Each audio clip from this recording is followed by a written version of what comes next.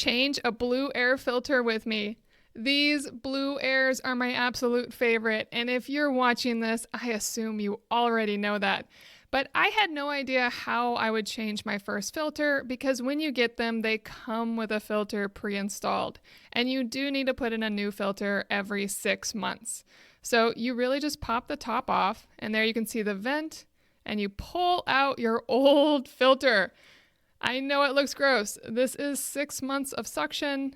It does such a good job, and I love it so much for what it does in my household. I actually have an air quality tracker, and I can see how well this thing works. When you look inside, there is a little dirt and grime in there, so be sure to rinse it out while you're doing this.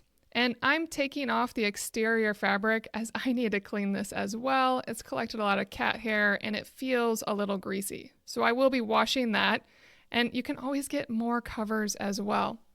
Now here's how your new filter will arrive. It's wrapped in plastic and it's folded flat. So once you take off the plastic, you really just pull it open till it snaps open. It's pretty straightforward, and it will be very obvious once it snaps into place.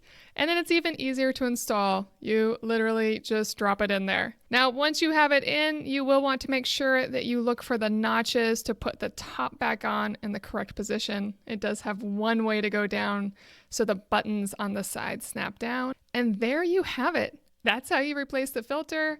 Now I should add the fabric back to the exterior, but I'm going to wash that first. And beyond occasionally cleaning the exterior fabric, I don't have to do another thing for 6 months.